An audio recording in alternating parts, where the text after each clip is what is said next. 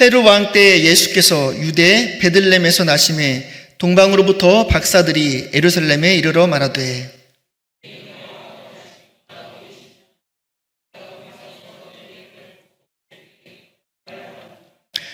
헤롯 왕과 온 예루살렘이 듣고 소동한지라.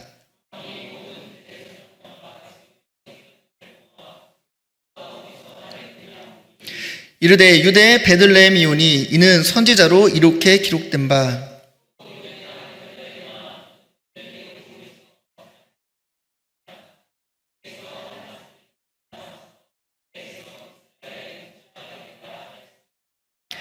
이에 헤롯이 가만히 박사들을 불러 별이 나타난 때를 자세히 묻고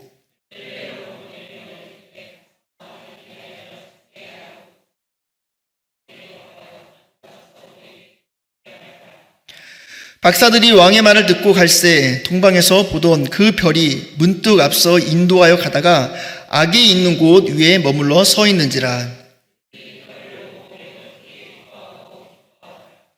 집에 들어가 아기와 그의 어머니 마리아가 함께 있는 것을 보고 엎드려 아기께 경배하고 보배압을 열어 황금과 유황과 모략을 예물로 드리니라. 꿈에 헤롯에게로 돌아갈라 말라 지시하심을 받아 다른 길로 고국에 돌아가니라. 아멘. 때 아닌 성탄절 이야기로 오늘 말씀을 시작할까 합니다. 제가 생각해도 너무 생뚱맞습니다. 이 말씀을 준비한 때는 저희가 그 20주간의 믿음의 위인들을 찾아서 말씀을 저희가 지금 준비한 것이 아니라 작년부터 준비를 쭉 해왔었고 12월에 이 책을 만들었습니다. 이 책을 만들 때쯤에 제가 묵상하던 인물이 바로 이 인물이었고 그 인물을 통해서 제가 은혜를 받아 전하고자 했는데 오늘은 눈이 내리지 않고 하늘에서 비가 내립니다. 죄송합니다.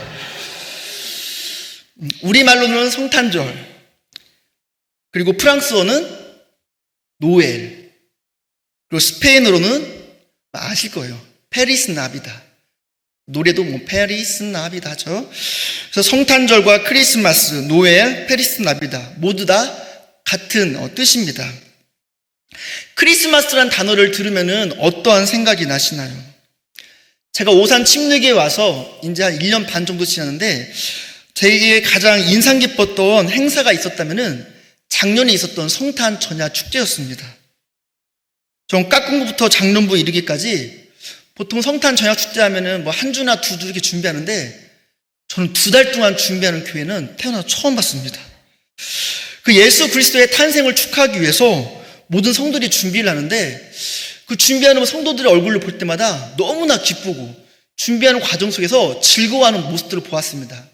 실제로 여기서 그 많은 프로그램들을 진행하는데 그렇게 긴 시간 동안 진행함에도 불구하고 너무나 다양한 프로그램들을 재미있고 또한 의미 있게 준비하는 모습들을 보면서 와, 진짜로 우리가 제대로 예수님의 생일 파티를 제대로 한 것 같다라는 생각을 하게 되었습니다. 그렇게 준비하는 모습을 보면서 제게 큰 감동을 받아 저에게는 굉장히 인상 깊은 그런 행사였는데 이 성탄절은 우리 그리스도인들에게만 의미 있는 행사는 아닙니다. 우리 그리스도인들에게만 축제 행사가 아닙니다. 우리 길거리에 가면은 크리스마스의 캐롤이 들리고 거리 곳곳마다 멋진 크리스마스의 트리가 세워지고 또 많은 커플들이 따뜻한 커피를 마시며 행복한 모습들을 바라보게 됩니다. 그리고 아이들은 산타크로스 할아버지를 의심합니다. 이젠 다 알아요. 산타크로스 할아버지가 아니라 아버지 어머니가 주시는 선물임에도 알매도 불구하고 그 선물을 손꼽아 기다립니다. 분명히 예수님께서 탄생하신 그 성탄절, 크리스마스는 모두에게 축제의 날이고 화합의 날이지만 어쩌면 환상적으로 각색된 그런 또한 날이 아닌가 생각을 합니다. 예수님 탄생은 그 당시에는 정치적으로나 사회적으로나 종교적으로 매우 중대한 사건이었습니다. 오늘날 우리는 상업화된 크리스마스의 분위기에 편승해 예수 그리스도의 그런 탄생의 심각성을 우리가 좀 잃어버린 지 오래됐는데 예수님께서 이 땅에 태어났을 때 초자연적인 별이 하늘에 나타났습니다. 그리고 저 먼 나라에서 천문학자들이 그 별을 보고 예수님을 만나기 위해 찾아옵니다. 그리고 그들이 새로 태어난 왕을 보러 왔노라 라고 그 박사들의 질문에 한 나라의 왕이 그 나라에 살고 있는 갓 태어난 2살 이하의 사내 아이를 죽이는 사건이 발생한 그런 굉장히 엄청난 사건이 바로 예수 그리스도의 탄생날 있었습니다. 오늘은 제가 성탄과 관련하여 잘 알려지지 않았던 인물, 특별히 동방박사에 대해서, 우리가 동방박사라고 하는데, 제가 이 당시 작년 이맘때쯤에 이 동방박사를 보면서 와, 이 사람이 이러한 믿음을 가진 사람이었구나 라고 저는 말씀 묵상하면서 은혜를 받았는데, 그 은혜를 동일하게 오늘 성도님들과도 함께 누리고자 합니다.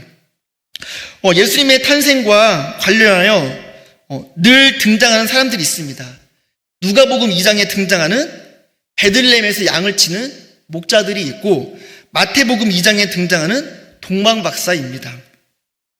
그런데 우리는 예수님의 탄생한 순간, 예수님께서 이 땅에 탄생했을 때 동시에 목자들이 오고 또한 동시에 동방박사들이 와서 예수님을 탄생했다라고 알고 있는 경우들이 많은데, 이 목자들과 동방박사들의 예수님의 방문 시기는 최소한도 1년에서 2년의 시간적인 간격이 있습니다. 우리 사진을 잠깐 보면은, 우리 하나 한번 띄워주시면은, 제가 썼는데, 베들레헴에서 목자들이 만난 예수는 말 그대로 예수님께서 탄생하시자마자 갓난 아기를 안고 있는 저 사진이 잘 표현하고 있고, 동방박사들이 만난 예수는 적어도 돌이 지난, 이 이야기를 들으면은 어떻게 저런 이야기를 할 수 있지라고 하는데, 오늘 제가 말씀을 통해서 한번 잠깐 설명을 드리도록 하겠습니다. 네, 저건 창문 내려주셔도 되고요. 목자들은 베들레헴 마구간의 말구에 누워 계신 예수님의 탄생의 순간을 기록하였고, 동방박사는 그 이후에 적어도 1년에서 2년 뒤에 예수님을 방문하였습니다. 한글 성경에는 목자들이 방문했던 아기와 동방박사가 방문했던 아기를 똑같이 아기라고 번역했지만, 헬라어 성경과 영어 성경을 보면은 그 번역을 전혀 다르게 했습니다. 목자들이 방문해서 만났던 누가복음 2장의 아기는 헬라어로 프레포스라고 합니다. 근데 이 프레포스는 갓난 아기를 뜻합니다. 근데 마태복음 2장에, 우리가 오늘 읽은 마태복음 2장에서 동방박사들이 만난 아기는 전부 다 파이디온이라고 적혀 있습니다. 파이디온은 어린 아이를 뜻합니다. 그리고 영어도 목자들이 만난 아기는 베이비라고 했고, 동방박사들이 만난 아기는 차일드라고 표현을 하고 있습니다. 즉, 동방박사가 만난 아기는 갓 태어난 베이비가 아니라 적어도 돌이 지난, 최소 1년에서 2년이 지난 차일드, 그 아기입니다. 헤롯 왕이 동방박사를 만난 후 베들레헴과 온 지경에 몇 살 아이들을 죽이라고 하면은 2살 이내의 아이를 죽이라고 합니다. 만약에 동방박사들이 방문했을 때 아기 예수를 죽이려고 했으면은 태어난 지 3개월 미만, 태어난 지 6개월 미만의 아기를 죽이라고 하면 되는데, 적어도 예수 그리스도가 탄생한 지 1년과 2년이라는 시간이 지났기 때문에 그때 헤롯 왕도 했던 이야기가 뭐냐면은 2살 이하의 갓난 아이들을 죽이라라고 명령을 한 것입니다. 예수님이 탄생하시던 날에 초자연적인 별이 출현하였고, 목자들은 그때 예수님을 방문하여 축하해 준 것이고, 동방박사는 그때 별을 본 이후로 그때부터 그 별을 찾아, 그 별을 의미하는 그 진정한 왕을 찾아 그때부터 머나먼 여행을 시작하게 된 것입니다. 다시 말해서 이 동방박사들은 적어도 1년에서 2년의 시간 동안 이 아기 예수를 만나기 위해서 기나긴 여행을 한 것입니다. 동방에서 본 별은 예수님이 유대 땅에서 태어났음을 알리는 병이지 탄생을 예고하는 별이 아니었습니다. 실제로 동방박사들이 헤롯 왕을 만났을 때도 유대인의 왕을 만나러 왔노라라고 이야기를 합니다. 유대인의 태어날 왕을 만나러 왔다라고 이야기하지 않습니다. 즉, 그 별은 예수님이 베들레헴에서 탄생하셨을 때 동방에서 나타냈음이 틀림이 없고, 그 아기 예수님이 탄생하시던 그 밤에 베들레헴 근처에 있는 목자들은 그 천사들의 소식을 듣고 즉시 마구간에 가서 아기 예수님의 탄생을 축하해 준 것이었고, 동방아시아의 박사들은 그때부터 출발해서 2년이라는 긴 여행을 마쳐 마침내 유대 땅에 이르러 파이디온이신 예수님께 경배하고 황금과 유향과 모략을 바쳐 경배했던 것입니다. 우리가 오늘 읽은 동방박사는 마태복음 2장 외에는 어느 복음서에도 기록되어 있지 않습니다. 그리고 그 마태복음 2장에 기록된 내용도 동방박사에 대한 내용이 그런 설명이 지극히 제한적입니다. 그들이 어디 출신인지, 그리고 그들의 배경이 어디인지, 그들의 고국이 어디인지, 그들의 일생에 대해서 전혀 기록한 내용이 없습니다. 이방인이었던 저들이 알겠지만 예수님께서 살아계실 때 그 이스라엘을 벗어나서 사역을 했다는 기록이 성경에는 없습니다.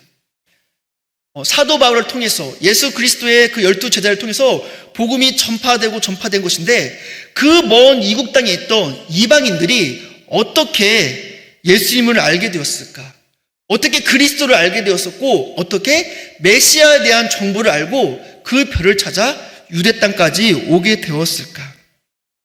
저는 오늘 읽은 마태복음 2장 말씀을 통해 우리가 조금 더 상상력을 더해서 이 동방박사의 숨겨진 믿음을 함께 찾아보도록 하겠습니다. 오늘 1절과 2절에 보면은 헤롯 왕 때 예수께서 유대의 베들레헴에 나심에 동방으로부터 박사들이 예루살렘에 이르게 됩니다. 그래서 우리는 그들을 동방박사라고 합니다. 그래서 오늘 이 두 단어를 제가 좀 같이 함께 좀 더 깊이 묵상하려고 하는데, 첫 번째는 동방으로부터, 두 번째는 박사들에 대한 이야기입니다. 동방으로부터라는 뜻은 문자적으로 해가 떠오르는 곳으로부터라는 뜻입니다. 그리고 해가 떠오르는 곳인데 그 곳이 어디인지 성경은 명확히 나와 있지 않습니다. 그렇다 보니까 이스라엘의 동쪽에 있는 수많은 나라들이 그 동방이 바로 우리나라이다라고 스스로 이렇게 말하는 나라들이 많습니다. 당시 중국과 이스라엘 사이에는 실크로드가 있었습니다. 그래서 중국의 수소 천문학자가 2년 동안 중국을 떠나 왕의 별을 연구했다는 기록이 중국의 기록이 있습니다. 그렇다 보니까 중국인들은 그 동방이 중국이다라고 주장하는 사람도 꽤 많습니다. 우리 한국은 없을까요? 우리 신라 삼국사기 기록에도 주전 4년에 이 나라에 엄청난 별이 있었다는 기록이 실제로 있습니다. 그리고 페르시아, 오늘날의 이란이죠. 그리고 오늘날의 이라크인 바벨론, 그리고 오늘날의 사우디아라비아인 아라비아, 페르시아와 바벨론과 아라비아 그 지역에 사는 사람들도 이 동방이 바로 우리나라이다라고 주장하는 사람들이 많습니다. 하지만 성경은 정확히 어느 곳이라고 정확한 명칭은 나와 있지 않지만, 제가 말씀을 보았을 때는 그 바벨론 지역의 어느 지역이 아니었을까라는 생각을 저는 가능성이 가장 크다고 생각을 합니다. 그 이유는 솔로몬이 죽고 나서 이스라엘이 북이스라엘과 남유다로 나뉩니다. 북이스라엘은 722년도에 아수르에 멸망을 하게 되고, 남유다는 586년도에 바벨론에 의해 멸망하게 됩니다. 그리고 이스라엘이 완전히 멸망하고 그들이 포로로 끌려가서 어디로 가게 되냐면은 바벨론이란 지역에 가게 됩니다. 근데 이전에는 이들이 포로로 끌려가기 전에, 나라가 멸망하기 전에는 예루살렘에 있는 정말 웅장하고 화려한 예루살렘 성전에서 그들이 함께 모여 예배를 드렸습니다. 근데 그들이 포로로 끌려가고 나니까 그들이 예배를 드릴 장소가 없었습니다. 함께 모일 수 있는 공간도 없었고 모일 수 있는 사람도 없었습니다. 그렇다 보니까 그래도 이들이 하나님을 믿는 백성으로서 하나님께 예배를 드리기 위해서 십시일반 모여서 예배를 드리기 시작했습니다. 그렇게 해서 생기게 된 것이 무엇이냐면 바로 회당입니다. 회당. 그렇게 바벨론 땅에, 이국 땅에 만들어지게 된 회당이 이 당시에 한 400개 정도가 되었다고 합니다. 훗날 이 회당은 굉장히 중요한 의미를 가지고 있는데, 사도 바울이 1차, 2차, 3차 전도여행을 통해 전도를 할 때 그 지역마다 가장 먼저 방문한 곳이 어디였냐면 바로 회당이었습니다. 바울이 비시디 안디옥에 갔을 때도 바울이 회당에 들어가서 복음을 전했다. 이고니온에 가서도 회당에 가서 복음을 전했다. 루스드레에 가서도, 더베에 가서도, 에베소에 가고 빌립보에 가고 데살로니가 어디를 가든지 간에 바울이 회당에서 복음을 전했는데, 왜냐하면 그 회당에 누가 모여 있었기 때문에? 유대인들이 모여 있었기 때문에. 적어도 그 유대인들이 그리스도 예수를 알지 못해도 하나님을 믿는 신앙을 가지고 있었기 때문에 바울이 그 회당에서 복음을 전했던 것입니다. 그리고 그 오랫동안의 포로 시대를 마치고 스룹바벨과 에스라와 느헤미야를 통해서 이들이 드디어 포로 귀환을 하게 됩니다. 3번에 걸쳐서 많은 이스라엘 민족들이 그 포로된 바벨론 땅에서 다시 이스라엘로 돌아오게 되는데, 이스라엘로 돌아오지 않고 그냥 그 땅에 머물러서 정착한 이스라엘인도 많았습니다. 동방에서 온 박사들은 단순히 별만 연구한 학자들이 아니라 아마 이 디아스포라 유대인들, 그 바벨론 포로 때 수많은 유대인들이 흩어졌고 그 유대인들을 통해서 그 메시아 신앙에 대해서, 아마 구약의 애언에 대해서 들었던 이방인들이 굉장히 많았을 것입니다. 저는 이 동방박사, 이 천문학자들도 그 중에 한 명이 아니었을까 생각을 합니다. 이들이 별을 연구하면서 이 별이 저 유대인들이 말한 왕일 수 있겠구나, 그런 생각을 하게 된 것입니다. 두 번째로 살펴볼 단어는 박사입니다. 박사는 헬라어로 마고스인데 이 뜻은 지혜자, 제사장, 점성술자, 선지자, 천문학자를 뜻합니다. 영어로는 메자이로 표현을 하고 있는데 이 메자이는 번역하면 천문학자입니다. 이 점성술은 천체 현상을 관측하여 인간의 운명과 장래를 예측하는 학문으로서 하늘에서 일어나는 일과 땅에서 일어나는 일이 서로 영향을 준다는 믿음에 기초하여서 만들어진 학문입니다. 우리가 오늘날 생각하면은 천문학자 하면은 그냥 어떤 점을 치고 이 정도의 학문으로 보고 미신으로 간주하고 우습게 여기기도 하는데, 지금으로부터 2000년, 3000년 전에 이 점성술은 그 당시에 최고의 학문이었습니다. 다니엘과 그 친구들, 바벨론에서 배운 학문과 언어가 바로 이 점성술, 바로 해문과 같은 것이었습니다. 이렇게 다니엘과 그 친구들이 그 바벨론 땅에서 이 천문학을 공부하고 점성술을 공부하고 꿈을 해몽하는 것들을 공부함으로써 왕 옆에서 최고의 그런 권위자로서의 삶을 살았는데, 요셉이 어떻게 애굽의 총리가 되었지요? 바로 애굽의 왕의 꿈을 해석했기 때문에 그 나라의 총리가 되었습니다. 다니엘이 어떻게 바벨론의 총리가 되었을까요? 바로 바벨론 왕의 꿈을 해석해 주었기 때문에 그 나라의 총리가 되었습니다. 그 당시에는 이 꿈을 해석하는 것은 우리가 오늘날 생각하는 그런 단순한 그런 점성술을 능가합니다. 그래서 성경은 애굽 왕이 요셉을 향하여서 명철하고 지혜 있는 자라고 하였고, 또한 바벨론의 느부갓네살 왕도 다니엘을 향하여서 총명한 사람이다라고 이야기를 했습니다. 해몽과 점성술은 그 당시 아프리카, 중앙아시아뿐만 아니라 한국과 일본, 중국에서도 최고의 학문으로 취급했습니다. 우리 성도님들이 좋아하는 우리 대하 드라마, 특히 우리 사극을 봐도 우리 왕 옆에는 누가 있냐면은 그 왕의 최측근에는 꿈을 해석해주는 그런 점성술이 옆에 있는 것을 볼 수가 있습니다.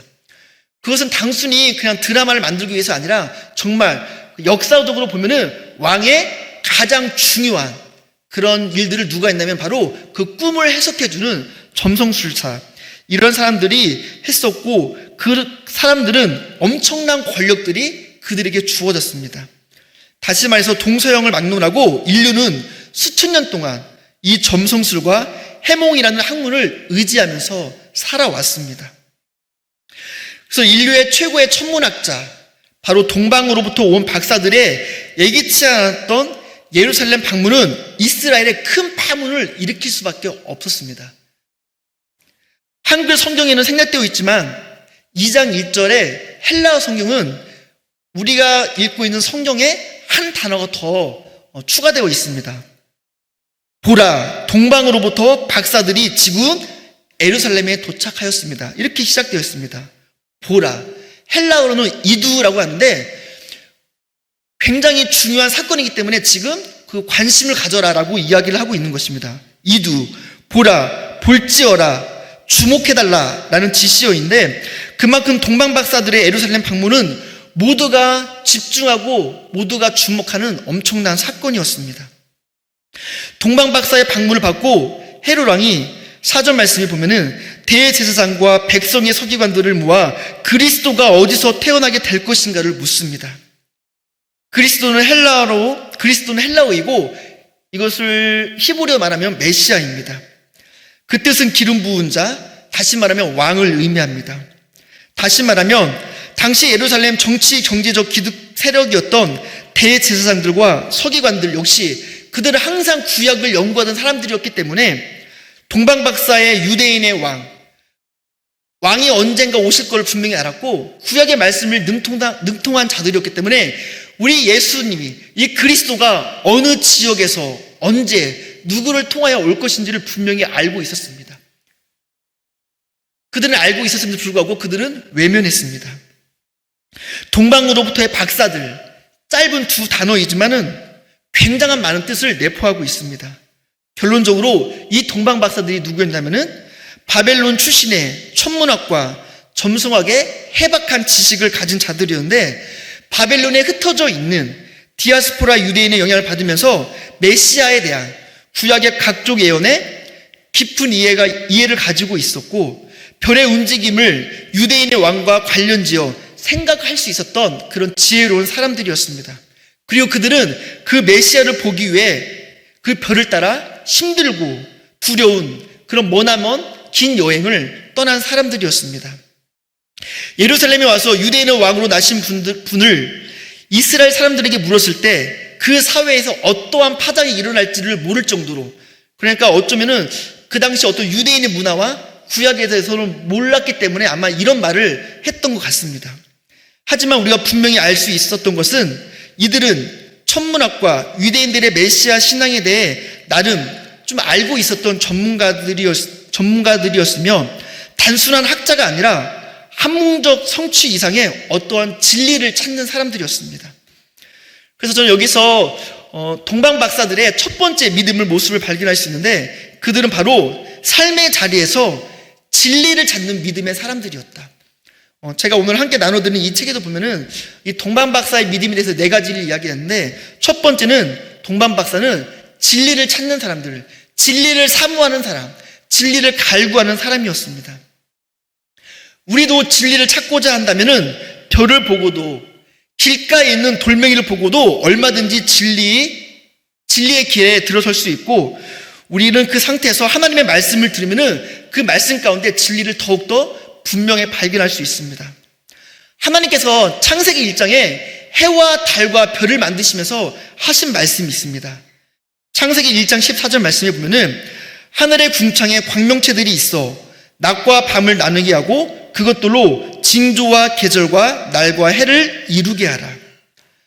우리 하늘에 있는 광명체들은 해와 달과 별들은 단지 거기에 존재하는 것뿐만 아니라 그걸 통해서 하나님께서 징조를 보여준다고 했습니다. 이 해와 달과 별을 통해서 그냥 우리가 보고 예쁘다, 아름답다, 밝다가 아니라 하나님께서는 이것들을 통해서 내가 징조를 말할 것이다라고 분명히 이야기를 하고 있습니다. 로마서 1장 20절 말씀에는 창세로부터 그의 보이지 않는 것들, 그의 영원하신 능력과 신성이 그가 만드신 만물에 분명히 보여 알려졌나니 그러므로 그들이 핑계하지 못할지니라. 하나님이 이 세상을 만드실 때 창조하신 모든 하나님의 피조물 안에 하나님의 흔적이 남아있다고 이야기를 합니다. 하나님의 능력이 그 안에 남아있고 하나님의 신성이 그 안에 남아있기 때문에 어느 누구도 핑계치 못할 것이다라고 이야기를 합니다. 우리가 아브라함을 믿음의 조상이라고 합니다. 하지만 창세기 12장에 아브라함이 그 갈대아 우르를 떠나 어디로 갈지 갈 바를 알지 못하고 떠납니다. 그런데 아브라함이 하나님에 대한 신앙을 가지고 떠난 것이 아닙니다. 누군가가 떠나라고 했는데 그 누군가의 그 명령을 불순종할 수 없어서 떠났습니다. 그리고 오랜 시간 동안 살아가다 보니까 나를 인도하신 분이 하나님이었음을 알게 된 것입니다. 사실 아브라함이 있었던 그 당시에 아브라함의 아버지 직업이 데라가 우상을 만드는 사람이었습니다. 그 당시 아브라함이 떠났을 때 당시는 적어도 아브라함은 하나님이란 존재와 하나님이란 이름을 아는 사람이 아니었습니다. 하지만 아브라함은 떠났고 그 하나님의 인도하신 가운데 자신을 인도하신 분이 하나님이심을 알게 된 것입니다. 우리는 지금 말씀을 통해 하나님을 알고 있지만 말씀을 읽지 않아도 하나님은 분명히 말씀하신 건 하나님 만드신 모든 피조물 가운데 하나님의 능력과 하나님의 신성과 하나님 되심이 녹아 있다는 것입니다. 따라서 우리는 하나님에 대한 어떤 진리에 대한 열망만 있다면, 그걸 찾고자 한다면, 진리에 대한 사모함만 있다면 우린 만물 속에서도 진리가 되신 하나님을 만날 수 있습니다. 동방 박사들이 평생 동안 이들은 그냥 별을 연구한 학자들이었습니다. 하지만 그들은 그 별을 넘어서 정말 영적인 진리에 갈망했을 때 그들은 두려웠지만 그 땅을 떠날 수 있었고 1년, 2년 동안 그 먼 땅을 떠나면서 힘들고 어려운 적이 없었을까요? 하지만 이 동방 박사는 그 별을 보고 정말 진리에 대한 어떤 갈증, 열망, 사모함들이 있었습니다. 그리고 나서 그 마음을 가지고 떠났을 때 2년 뒤에 누굴 만났냐면은 아기 예수를 실제로 만날 수 있었던 영광을 누릴 수 있었습니다. 작년에 성탄절에 제가 그 벌거벗은 세계사라는 프로그램을 알 것입니다. 제가 그 TV 프로그램을 본 적이 있습니다. 성탄절에 관련된 수많은 이야기들을 과학적 연구를 통해 진실과 허구를 가리는 그런 내용이었습니다. 그리고 그래서 그 프로에 성경학자도 있었고 고고학자도 있었고 역사학자도 나오고 천문학자도 나와가지고 그들이 가지고 있는 그 전문 분야를 통해서 그 예수 그리스도의 탄생이 진실인지 허구인지, 그리고 그 당시 있었던 수많은 어떤 그런 기적과 예를 들어서 그 별들이 진짜 있었는지 없었는지를 실제로 이야기하는 그런 프로그램이었습니다. 저는 그 중에서 제가 이제 목사이기 때문에 성경학자에 관심이 많아야 되는데 저는 천문학자가 말하는 것에 굉장히 관심이 많았습니다. 그 천문학자가 말이 인상 깊었는데 옛날에는 생각하지 못했던 일인데 컴퓨터의 발달로 인해서 몇천 년 전의 별의 이동까지도 오늘날 알 수 있게 되었다고 합니다. 별이 일정한 주기를 따라 이동하고 있기 때문에 컴퓨터를 돌리다 보면은 2000년 전, 3000년 전, 4000년 전에 어떠한 별들이 있었고 어떠한 별들이 존재했었고 그리고 굉장히 특별한 별들이 존재했던 그것들을 컴퓨터를 통해 알 수 있다고 합니다. 그런데 그 컴퓨터를 연구해 본 결과 정말로 예수님의 탄생할 당시 그 BC 3세기, 4세기 그때에 엄청난 별들이 유독 많이 출현했다라는 이야기를 실제로 했습니다.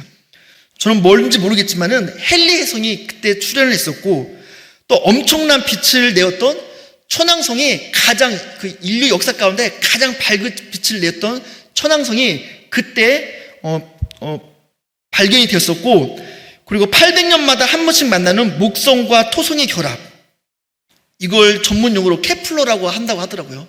아시는 분들 있을지 모르겠지만은 그래서 그 당시에 유독 그런 특별한 별들이 많이 출현했는데 그 중에서 어떠한 별이 예수님의 탄생을 말하는 것이 무엇인지는 모르겠지만 중요한 것은 메시아의 별이 역사적으로 천체에 나타났던 가시적인 별이었으며 허구가 아니었다라는 사실을 실제로 천문학자가 이야기하는 것들을 제가 보았습니다. 구약성의 마지막 성경이 말라기서입니다. 구약성의 말라기서가 끝나고 복음서가 기록하기 전에, 구약이 끝나고 마태복음이 기록되기 전에 그 기간이 400년간의 기록이 있습니다. 그 400년간 기록이 성경에는 기록되었지 않습니다. 그래서 구약과 신약의 중간의 기록이라고 해가지고 그 시간을 중간기라고 하기도 하고, 하나님께서 침묵하셨다라고 해서 침묵기라고 하기도 합니다. 그리고 하나님께서 아무 말씀도 없으셨다고 해서 영적인 암흑기라고도 이야기를 합니다. 근데 하나님께서 그 400년간의 긴 침묵을 깨고 첫 번째로 보여주신 것이 무엇이냐면 바로 오늘 이 별이었습니다. 동방박사는 그 별을 통해 하나님의 음성과 하나님의 돌보심과 하나님의 이끄심을 느낄 수 있었으며 그 바벨론의 유프라테스 강변으로부터 베들레헴까지 정말 위험하고 기나긴 여정을 무사히 마칠 수 있었습니다. 그리고 그들은 그토록 고대했던 메시아 예수님을 만날 수 있었습니다. 우리가 동방박사를 통해서 첫 번째로 발견할 믿음은 바로 진리를 갈구하고 진리를 추구하는 믿음입니다. 두 번째로 9절부터 10절 말씀을 보면은 동방박사들이 별을 보고 찾아왔습니다. 근데 그 별이 사라졌다가 9절과 10절에 보면은 다시 그 별이 나타나게 됩니다. 다시 나타난 별과 그 별이 가리키는 곳을 갔을 때 정말 아기 예수님을 만나게 되는데 그 아기 예수를 발견했을 때 매우 크게 기뻐하고 기뻐하더라. 이렇게 기록을 하고 있습니다. 박사들이 이렇게 기뻐했다는 것을 우리는 그냥 대수롭지 않게 넘길 수 있는데 오늘 3절 말씀에는 헤롯 왕과 올 예루살렘이 듣고 소동한지라. 그리고 7절과 8절 말씀에 보면은 헤롯은 자기의 왕위를 뺏길까봐 왕으로 나신 그리스도를 죽여 없애버리는 음모를 꾸미고 있었음도 오늘 말씀에 기록이 되어 있습니다. 오늘 아기 예수님의 탄생을 놓고 어느 누군가는 굉장히 기뻐합니다. 근데 어느 누군가는 우왕좌왕하고 소동하기도 하고 헤롯 왕은 자기의 왕위를 뺏길까봐 얼른 저 왕이 될 사람을 죽여야 되겠다. 그래서 음모를 꾸미기도 합니다. 우리는 여기서 동방박사의 두 번째 믿음의 모습을 발견할 수 있는데 바로 진리를 기뻐하는 믿음입니다. 구약에서 예언한 메시아, 그 메시아의 탄생을 알리는 별이 출현했지만 자기의 탐욕에 길들여져 있는 사람들은 이 별 사건에 우왕좌왕하고 소동하고 그리고 잠시 잊었다가 그리고 잠시 잊었는데 다시 2년 뒤에 와가지고 우리가 유대인의 왕을 보러 왔노라 하니까 이제는 그 메시아를 제거하려는 그런 사람들이 있는가 하면 동방에서 온 박사들은 그 진리를 발견했을 때 그 진리 대신 예수님을 알게 됐을 때 크게 기뻐하고 기뻐하였다라고 이야기를 하고 있습니다. 우리에게 필요한 모습이 바로 이런 모습이라고 생각합니다. 진리를 귀하게 여기는 믿음, 우리가 진리를 발견했을 때 기뻐할 수 있는 믿음이 우리에겐 필요합니다. 우리는 말씀을 통해 그 진리가 예수님임을 압니다. 하나님께서 예수님을 통해 우리를 구원하셨고 예수님을 통해서 우리의 죄를 사해 주셨고 예수님 그 자체만으로도 우리는 기뻐해야 되는데 오늘 하루의 삶을 봤을 때 우리가 정말 기뻐하며 살았는가 한번 우리가 생각해 볼 필요가 있습니다. 동방박사의 두 번째 믿음의 모습은 바로 진리를 발견하고 기뻐하는 믿음입니다. 동방박사의 세 번째는 가장 귀한 것을 드렸던 믿음의 사람들이었습니다. 11절에는 동방박사 하면은 가장 유명한 예물이 나옵니다. 그 예물이 무엇이냐면은 황금과 유황과 모략을 예물로 드리니라. 이렇게 11절 말씀이 기록하고 있는데 자, 동방에서 온 박사들이 몇 명이었을까요? 라고 말하면은 3명이라고 이야기를 합니다. 우리 사진 잠깐 한 장 더 띄워주시겠습니까? 제가 동방박사로 치면은 너무나 신기해요. 2명도 아니야, 4명도 아니야. 꼭 3명이 꼭 낙타를 타고 가는 모습이 나옵니다.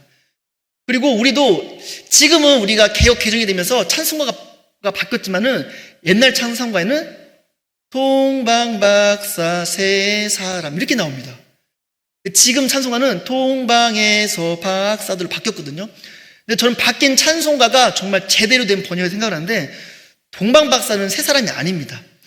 동방박사들이 가지고 온 예물이 3개이고 동방박사는 얼마나 왔는지 몰라요. 그래서 꼭 아셔야 됩니다. 동방박사는 세 사람이 아니다. 그들이 가지고 온 예물이 3가지입니다. 예수님은 탄생했을 때 먼 곳으로부터 이들이 예물을 가지고 오는데 이들이 이 예물을 갑자기 드린 것이 아닙니다. 동방박사들이 가지고 온 예물은 미리 준비를 하지 않으면 드릴 수 없는 예물이었습니다. 다시 말하면 대충 이 예물을 준비한 것이 아니라 왕의 나심을 알고 미리 정성을 다해 힘을 다해 왕에 걸맞는 예물을 준비하였다는 것입니다.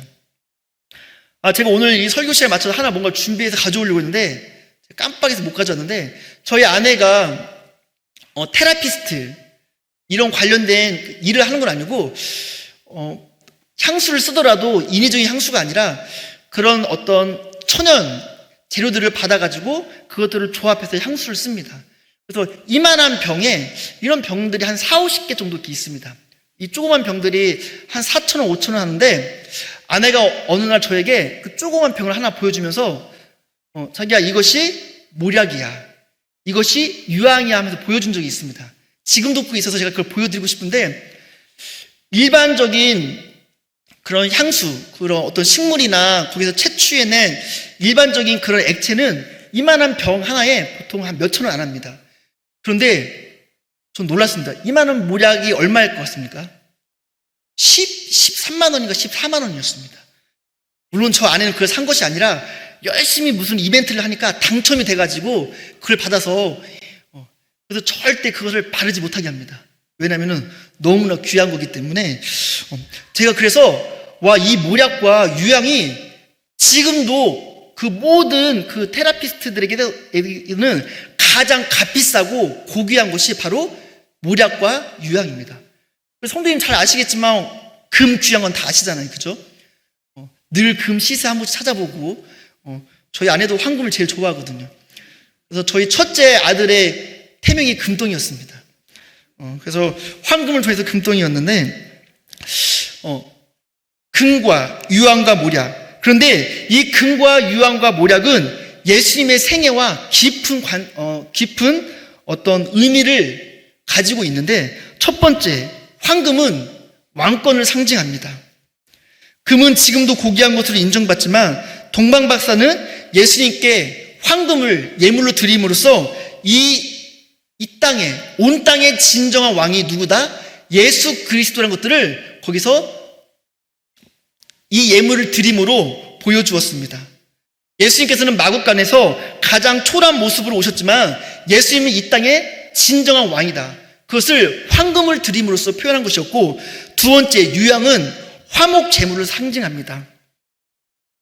그 화목적, 유향은 그 제사를 드릴 때 사용하였는데, 제사를 드린다는 것은 무엇이냐면은 우리의 죄를 씻음받을 때 그런 제사를 드리지 않습니까?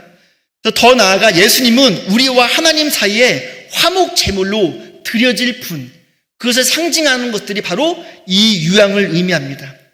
그런데 이 희생 제사가 왜 중요하냐면은 예수님께서 이 땅에 오셔서 우리의 죄를 위하여 십자가에 돌아가 죽으셨기 때문에 우리의 모든 죄가 사함받을 수 있었고 우리가 구원받을 수 있었습니다. 그것을 바로 상징하는 것이 바로 유향입니다. 세 번째로, 모략은 부활을 상징합니다. 시체에 염을하거나 방부제로 사용되는 것으로 매우 귀한 자의 시체에게만 바를 수 있는 고가품이 바로 모략이었습니다. 그 이집트에서 죽은 왕의 시체에 이 모략을 바르는 것도 무엇이냐면은 부패하지 않고 다시 살아날 것들을 기대하는 마음으로 이 모략을 바른 것이었습니다. 우리 그리스도인도 우리 가슴에 품고 살아야 될 신앙이 무엇이냐면 바로 부활 신앙입니다. 우리도 예수님께서 부활하신 그 모습 그대로 우리도 부활하실 것입니다. 예수님의 부활하심으로 우리에게 영생을 주셨다는 것을 믿는 것, 우리도 부활의 생명을 살게 되는 것을 믿는 것, 이것이 기독교 신앙의 핵심입니다. 황금과 유황과 모략, 동방 박사들은 그들이 가지고 있는 가장 귀한 것을 주님께 예물로 드렸습니다. 마지막으로 네 번째, 동방 박사의 믿음은 하나님의 명령에 복종하는 믿음의 사람이었습니다. 오늘 말씀 12절 말씀을 보면은 그들이 꿈에 헤롯에게로 돌아가지 말라 지시함을 받아 다른 길로 고국에 돌아가니라. 분명히 이 꿈에 나타나신 분이 누구인지 모르겠지만은 하나님께서 또한 꿈을 통해 이들에게 말씀하십니다. 이들이 예루살렘에 올 때는 단순히 천문학자로, 점성술가로 왔을지는 모르겠지만은 이들이 적어도 돌아갈 때는 오신 메시아를 영접하여 구원받는 믿음의 사람이 되어서 돌아가는 장면을 우리가 말씀을 통해 볼 수 있습니다. 말씀을 맺습니다. 메시아의 탄생의 첫 증인으로서 오늘 마태는 동방 박사를 언급하고 있습니다. 어느 복음서에도 언급하고 있지 않습니다. 저는 이방인인 동방 박사들을 마태가 의도적으로 편집해 성탄의 첫 증인으로 만들었다고 생각하지 않습니다. 이들은 실제로 성탄의 첫 증인이 되어서 아기로 태어난 왕을 만나기 위해서 2년 동안 별을 따라 여행을 해 결국 먼 유대 땅, 베들레헴 땅까지 오게 되었습니다. 그리고 진정한 왕을 만나게 되었고 그 왕에게 경배를 하였습니다. 왜 하나님은 유대인들이 고대하던 메시아가 이 땅에 태어났는데 그 성탄의 첫 증인으로 그토록 고대했던 유대인들을 사용하지 않았을까? 그들은 항상 말씀을 연구한 사람들이었고 말씀을 정통한 사람들이었는데 수많은 신학박사들, 수많은 제사장들, 서기관들, 그들은 그 말씀들을 연구하면서 그 악의 수가 분명히 그 메시아임에도 알 수 있었음에도 불구하고 하나님께서는 그들에게 보여주지 않고 왜 동방 박사들에게 먼저 보여줬을까?